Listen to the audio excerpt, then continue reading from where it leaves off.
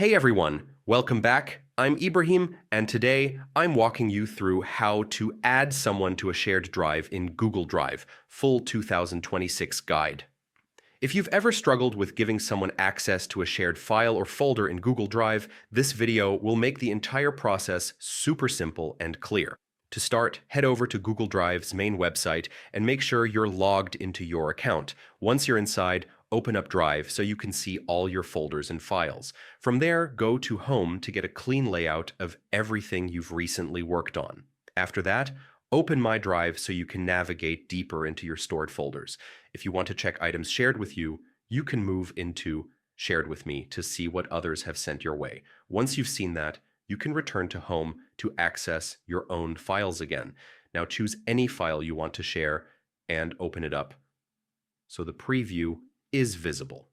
When you're ready to share it, click the Share button, which brings up the sharing window. Inside that box, you'll find a field where you can start typing the email of the person you want to add, so go ahead and type any portion of their name or address. When Gmail suggests the correct contact, click on it to add them to the recipient list. After selecting them, choose the permission level by clicking Editor so they can make changes if that's what you want. Confirm that the role is set the way you prefer.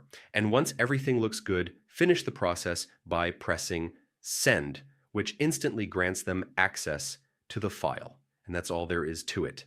Now you know exactly how to add someone to a shared file or drive in Google Drive, and you're ready to collaborate smoothly and efficiently.